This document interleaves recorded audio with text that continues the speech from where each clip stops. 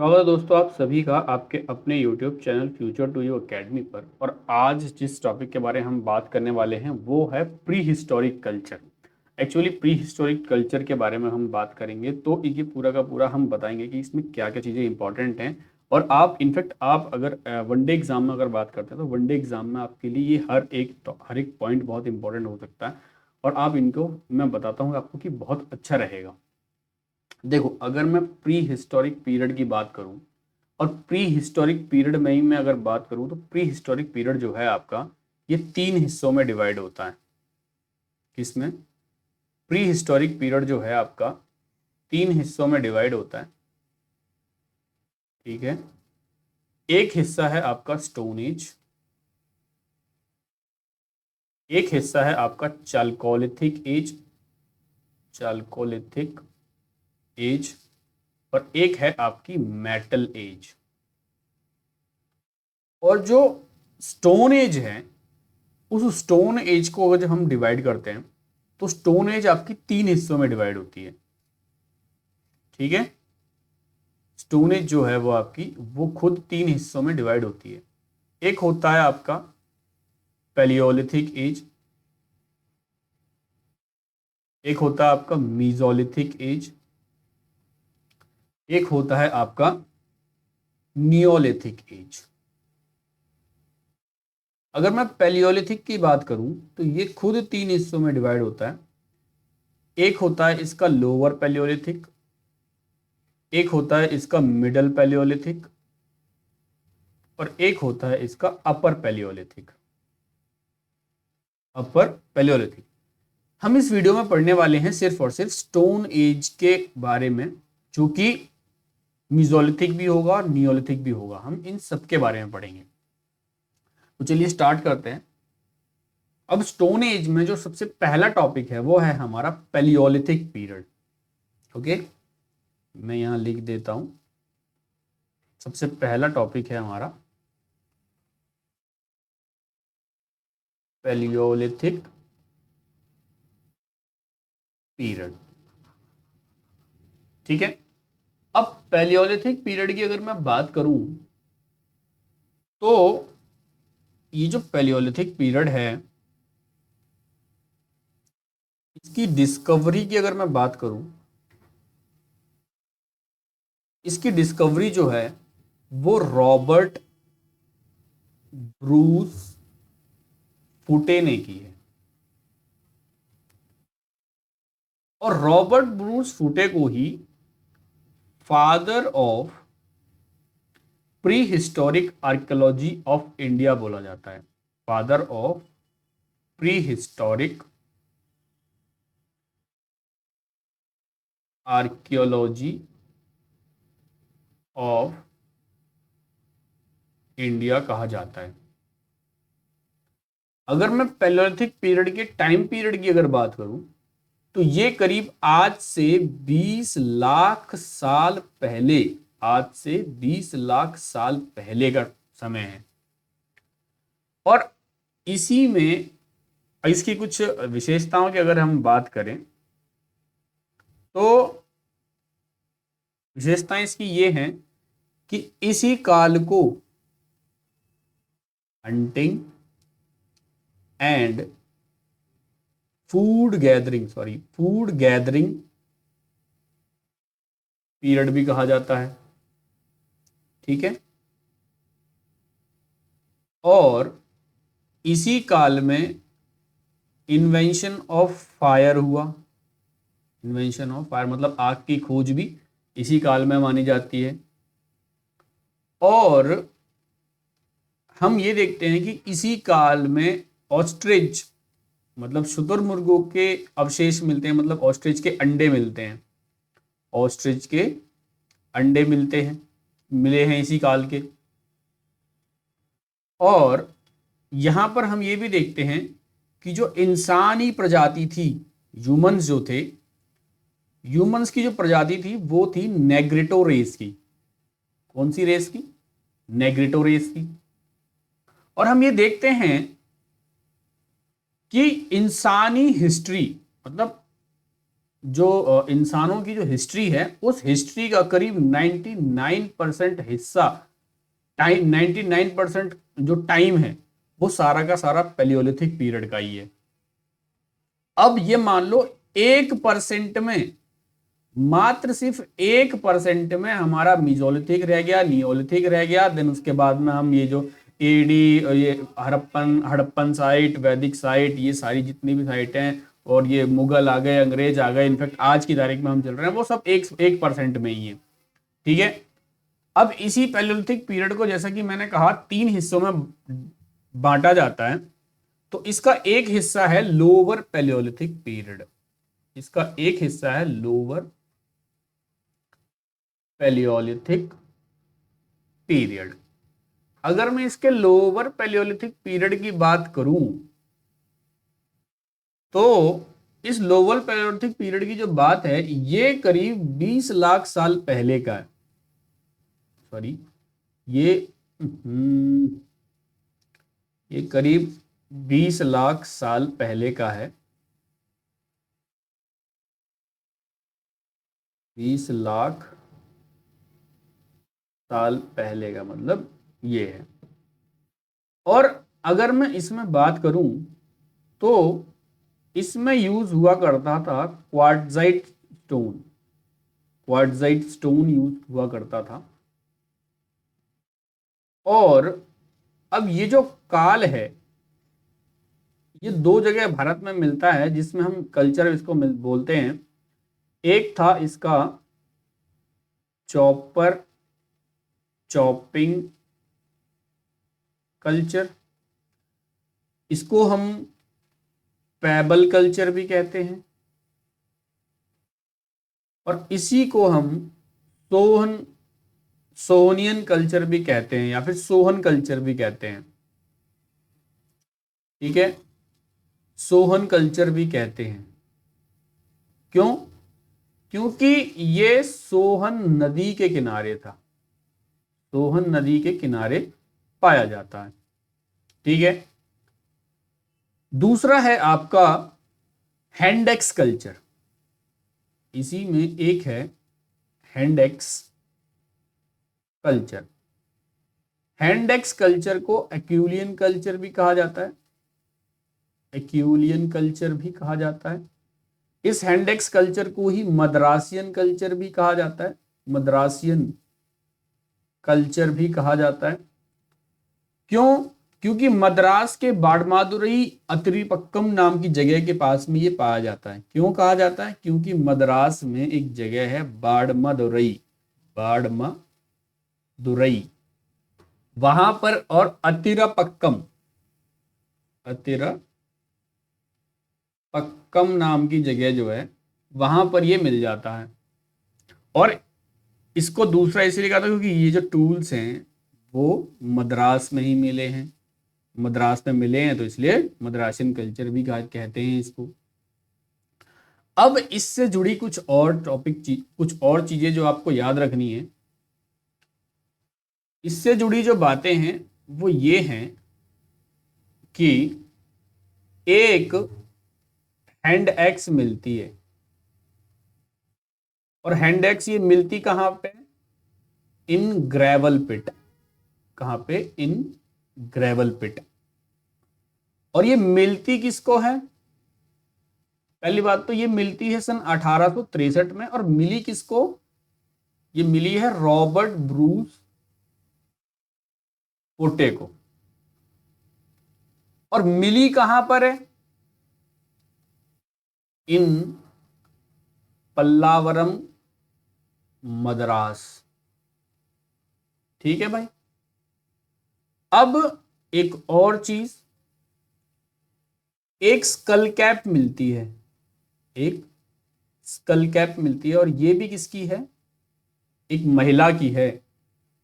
और इसको, इस स्कल कैप को आइडेंटिफाई करके इसकी जब डिस्कवरी की है, और इसकी डिस्कवरी जो की थी वो की थी किसने? अरुण सोनकिया ने, अरुण सोनकिया ने की है इसकी डिस्कवरी।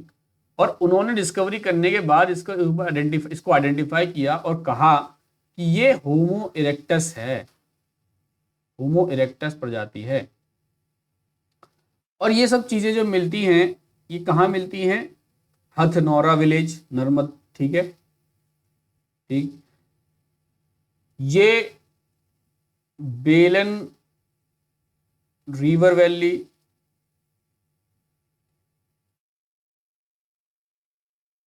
बेलन रिवर वैली जो कहां पर है? नियर मिर्जापुर। कहां पे? यूपी में। एक जगह है हथनौरा विलेज, हथनौरा विलेज, वहां मिली है भैया, ठीक है। अब नर्मदा रिवर वैली, अब इसकी कुछ साइट्स हैं, जैसे कि आप देखेंगे तो नर्मदा रिवर वैली के पास की जो साइट्स हैं एमपी में, जगह है एक होशंगाबाद डिस्ट्रिक्ट है, होशंगाबाद डिस्ट्रिक्ट है, वहां मिलती है। एक होसंगी नाम की जगह है, वो इसकी एक फेमस साइट है, इसे फेमस साइट, होसंगी नाम की जगह जो है एक फेमस साइट है। तो ये था आपका लोअर पैलियोलिथिक पीरियड। देन अगर मैं बात करूं आपसे, बात आती है मिडल पैलियोलिथिक पीरियड की। जो मिडल पैलियोलिथिक पीरियड है आपका, मिडल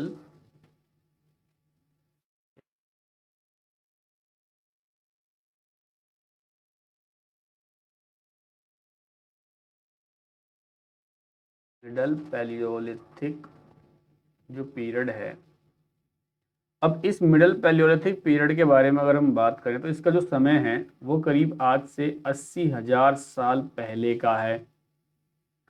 यहाँ पर जो स्टोन्स मिलते हैं जिन पत्थरों के, वो हैं जैस्पर पत्थर, फ्लिंट पत्थर, और एक चर्ट का पत्थर है, चर्ट स्टोन, इनके मिलते हैं। अब टूल्स कौन से मिलते हैं?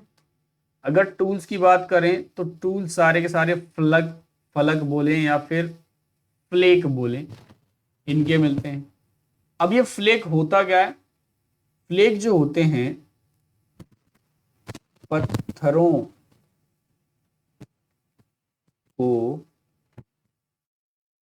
तोड़कर बनाया जाता है, ठीक है भाई। फिर अगर मैं बात करूं, इन फलक की वजह से ही इसको यहां पर ऐसा बोला जाता है कि ये फलक कल्चर था। इसकी कुछ इंपॉर्टेंट साइट्स जो हैं, इंपॉर्टेंट साइट्स जो हैं वो है, एक है चकिया, कहां पर है? वाराणसी। एक है बेलन घाटी, मतलब बेलन वैली, कहां पर है? इलाहाबाद। एक है पलामू, पलामू कहां पर है? झारखंड। एक है भीमबेटका, भीमबेटका कहां पर? एमपी में।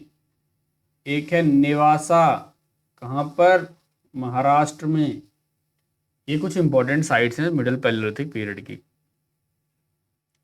देन आता है आपका तीसरा, जिसको हम बोलते हैं अपर पैलियोलिथिक पीरियड। अपर पैलियोलिथिक पीरियड। अपर पैलियोलिथिक पीरियड की जब हम बात करते हैं तो ये करीब 35,000 साल पुराना है और हम इसके अगर फीचर्स की बात करें, हम यहाँ देखते हैं कि इवोल्यूशन ऑफ होमो सैपियंस यही होता है, ठीक है। और इसी यहाँ पर जो कल्चर था उस कल्चर को हम प्लेग ब्लेड कल्चर कहते हैं। क्यों कहा जा रहा है इनको? क्योंकि बिकॉज प्लेक्स और ब्लेड टूल्स यूज किए जा रहे थे, यहाँ पे टूल्स यूज किए जा रहे थे। यहां पर हम देखते हैं केव शेल्टर्स मिलते हैं हमको, केव शेल्टर्स मिलते हैं, केव पेंटिंग मिलती हैं। ये कहाँ मिलती हैं? एक जगह है भीम बेटका नाम की, और जो भीम बेटका नाम की जगह है ये यूनेस्को की वर्ल्ड हेरिटेज साइट में है, यूनेस्को की वर्ल्ड हेरिटेज साइट में है। और ये है कहाँ भीमबेटका? मध्य प्रदेश का एक जिला है रायसेन नाम का जिला, वहां पर है। अगर हम यहीं पे देखते हैं तो हमें यहाँ मिलता है बोन हॉर्न इम्प्लीमेंट्स मिलते हैं, यहाँ पर हमको बोन हॉर्न इम्प्लीमेंट्स भी मिलते हैं। ये होता है हमारा अपर पैलोलिथिक पीरियड, ये बात आपको याद रखनी है। देन आपका आता है मीजोलिथिक पीरियड गाइस, ठीक है। पैलोलिथिक पीरियड खत्म हो गया हमारा, फिर आता है आपका मीजोलिथिक पीरियड, ठीक है, मीजोलिथिक पीरियड। अगर मैं इसके टाइम पीरियड की बात करूं तो ये करीब 12,000 बीपी से 10,000 बीपी तक चला है। और इसकी डिस्कवरी की बारी में, अगर हम इसके डिस्कवरी के बारे में बात करें, अगर इसकी हम डिस्कवरी की बात करें तो इसकी डिस्कवरी मानी जाती है कि इवांस जॉन इवांस, सॉरी, इसकी डिस्कवरी जो है माना जाता है कि इसकी डिस्कवरी का माना जाता है कि एक व्यक्ति थे जॉन इवांस नाम करके, उन्होंने डिस्कवरी की है। यहाँ पर हमें स्मॉल टूल्स मिलते हैं, ठीक है, मतलब स्मॉल साइज के टूल्स मिलते हैं सारे। इसी वजह से इन स्मॉल साइज टूल्स को हम माइक्रोलिथ्स कहते हैं, और इन्हीं माइक्रोलिथ्स को पिग्मी इम्प्लीमेंट्स भी कहा जाता है, पिग्मी इम्प्लीमेंट्स भी कहा जाता है, ठीक है। और ये माइक्रोलिथ्स मिलते कहाँ हैं? ये माइक्रोलिथ्स मिलते हैं आपको सराय नहर, कहाँ पर? सराय नहर, ठीक है। और ये कहाँ पर है? प्रतापगढ़ यूपी, प्रतापगढ़ यूपी में है भाई। देन ये लोग, यहाँ पर जो लोग रहते थे उनको they were aware of burial process, they were aware of burial process, ये लोग बरियल प्रोसेस से अवेयर थे। वहीं अगर हम बात करें तो एक एविडेंस मिलता है, one evidence of human skeleton, ये मिलता है। एक हमें यहाँ पर एविडेंस मिलता है, यहाँ की एक बिगेस्ट साइट है, यहाँ की जो बिगेस्ट साइट है वो है बागौर। कहाँ पर है? बागौर, भीलवाड़ा डिस्ट्रिक्ट में है। कहाँ की? राजस्थान की भीलवाड़ा डिस्ट्रिक्ट में। हमें ह्यूमन एविडेंस, ह्यूमन स्केलेटन के एविडेंस मिलते हैं with dogs skeleton, dog skeleton मतलब कि इंसानों के साथ कुत्तों को भी दफनाने की प्रोसेस जो थी हमें यहाँ पे मीजोलिथिक पीरियड में देखी जा सकती है। और इसी समय पे हमने देखा था, इसी समय पे हम यूँ कहते हैं कि मैन स्टार्टेड डोमेस्टिकेशन, इसी समय पर इंसान ने डोमेस्टिकेशन भी शुरू किया था। अब ये डोमेस्टिकेशन की जगह का नाम अगर मैं बात करूं तो ये है आदमगढ़। आदमगढ़ ये कहां पर है? एमपी में। तो दोस्तों ये चीजें जो है आपको इंपॉर्टेंट रखनी है याद मेसोलिथिक पीरियड में। और आगे अगर मैं बात करूं, एक है फिर नियोलिथिक कल्चर। एक और चीज यहाँ पे मैं भूल गया लिखना कि जो मेसोलिथिक पीरियड है ये एक ट्रांजिशन पीरियड है। ये एक ट्रांजिशन पीरियड है। किस किस का ट्रांजिशन पीरियड है ये? पैलियोलिथिक से नियोलिथिक में जाने का जो बीच का जो पीरियड है, ट्रांजिशन फेज जो है, उसी को मेसोलिथिक पीरियड कहा गया है। अभी जो नियोलिथिक पीरियड है, नियोलिथिक पीरियड है, इस नियोलिथिक पीरियड की अगर मैं बात करूं तो ये करीब आज से 10,000 साल पुराना है। 10,000 साल, आज से 10,000 साल से अब तक का जो समय चल रहा है वो सब नियोलिथिक में आता है। इसी को न्यू स्टोन एज भी कहा जाता है। इसी को न्यू स्टोन एज भी कहा जाता है। यहां पर जो टूल्स यूज किए जाते थे वो थे सेल्ट। और इसी समय पे मैन स्टार्टेड एग्रीकल्चर। यहीं से हमें ऐसा पता लगता है कि इंसानों ने एग्रीकल्चर स्टार्ट किया। सबसे पहले जिन तीन चीजों के जो एग्रीकल्चर स्टार्ट हुआ था वो था बार्ले, व्हीट और कॉटन। यहीं पे हम देखते हैं कि इन्वेंशन ऑफ व्हील भी होता है।